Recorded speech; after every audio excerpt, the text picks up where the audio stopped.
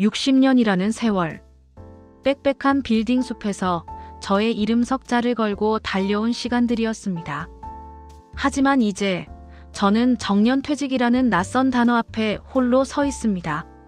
넥타이를 풀고 낡은 구두를 벗어 던졌습니다. 제 삶의 하드디스크를 포맷하는 기분이었습니다. 어느 날 아침 문득 가슴이 뻥 뚫린 듯한 공허함에 저는 충동적으로 짐을 꾸렸습니다. 목적지는 정동진 선크루즈 호텔. 바다를 항해하는 배 모양의 그 호텔이 왠지 제 삶의 새로운 항해가 되어줄 것 같았습니다. 마치 미지의 바다로 떠나는 노년의 모험처럼 말이죠.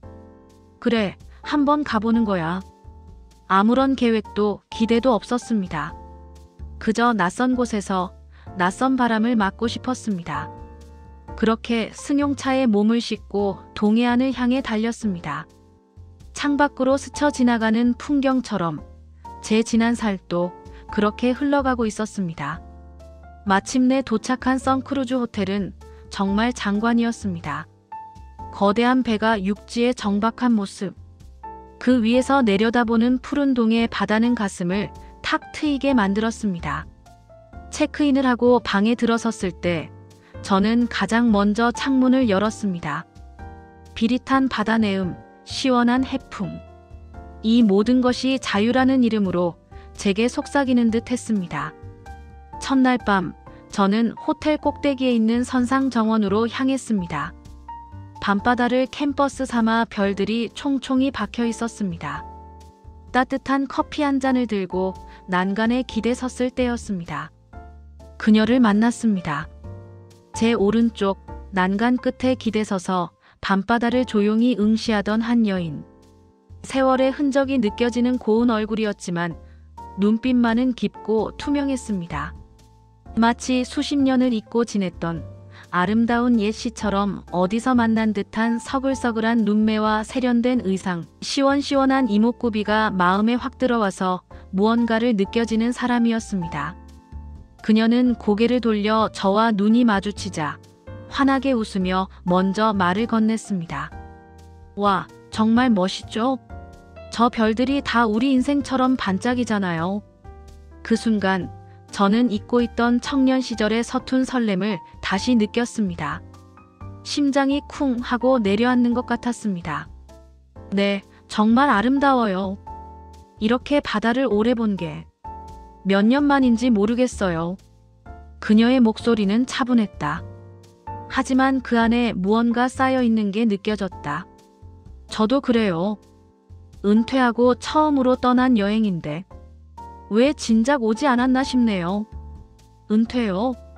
그럼 이제 자유시간이 많으시겠네요. 자유시간이라. 네, 그렇게 말할 수 있겠네요. 우리는 자연스럽게 나란히 서서 바다를 바라봤다.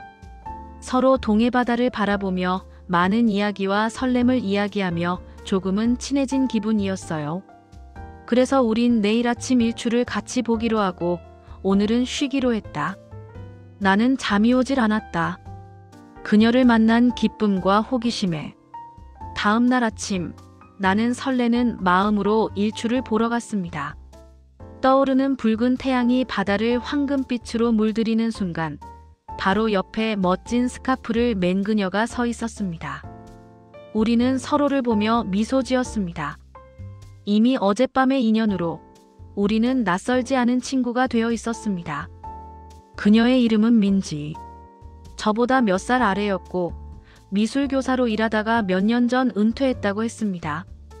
저와 똑같이 무작정 답답한 일상을 벗어나 이곳 정동진으로 왔다고 했습니다. 우리는 호텔 옆 작은 벤치에 앉아 혹은 해변을 거닐며 시간을 보냈습니다. 저는 치열하게 살아온 회사 이야기를 했습니다.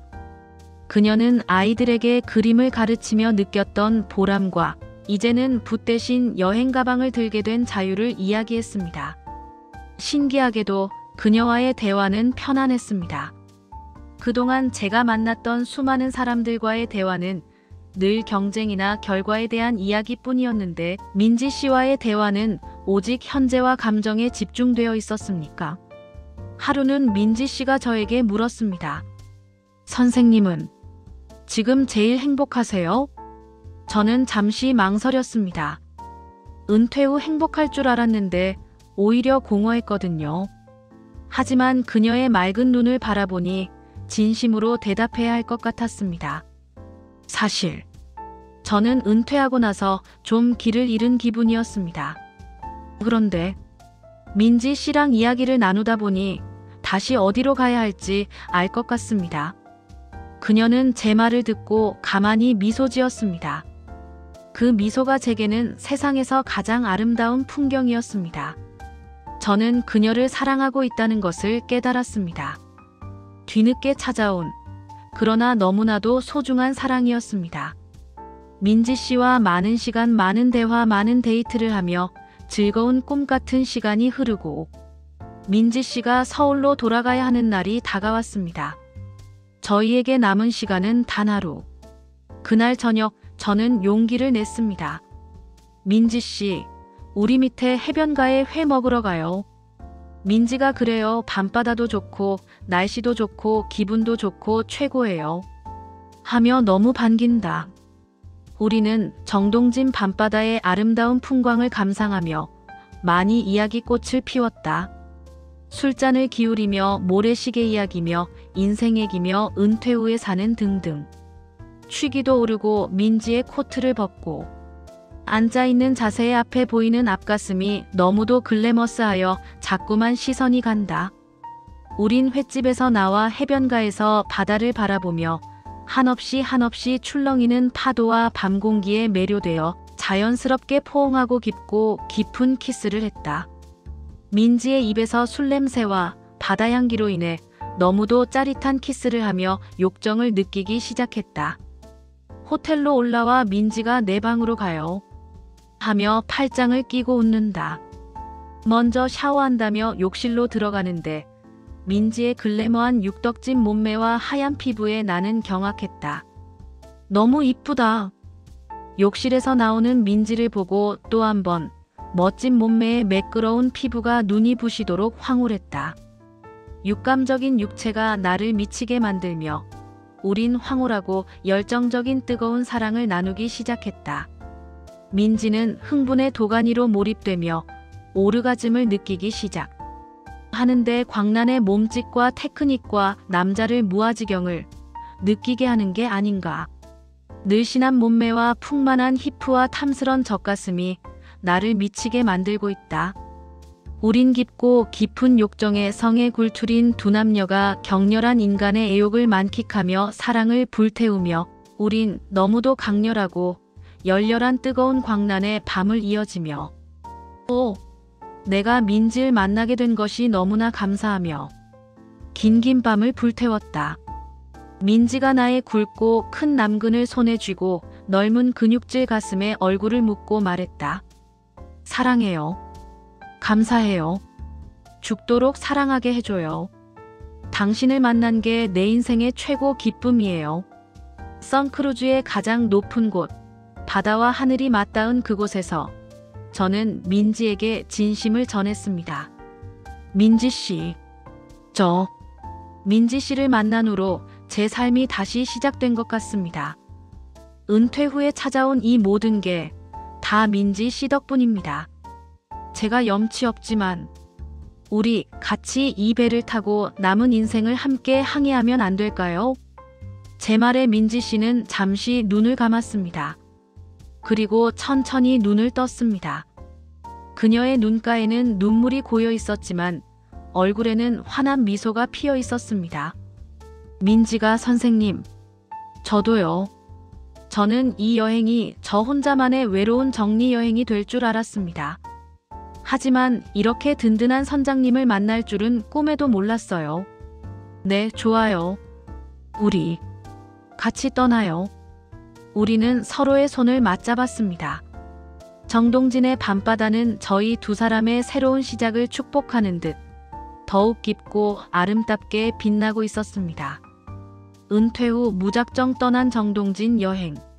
저는 그곳에서 삶의 의미와 그리고 제 인생의 가장 아름다운 동반자를 만났습니다. 사람들은 저에게 기적이라고 말합니다.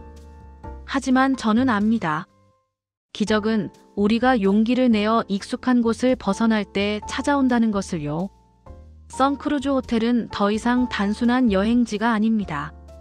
제 인생의 새로운 시작을 알린 희망의 정박지입니다.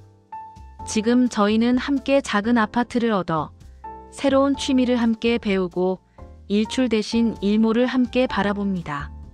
매일 아침 민지 씨의 따뜻한 미소를 보는 것이 저의 가장 큰 행복입니다. 혹시 지금 당신도 삶의 방향을 잃고 홀로 서 계신가요? 두려워하지 마세요. 당신의 새로운 항해는 어쩌면 가장 예상치 못한 곳에서 가장 아름다운 모습으로 당신을 기다리고 있을지도 모릅니다.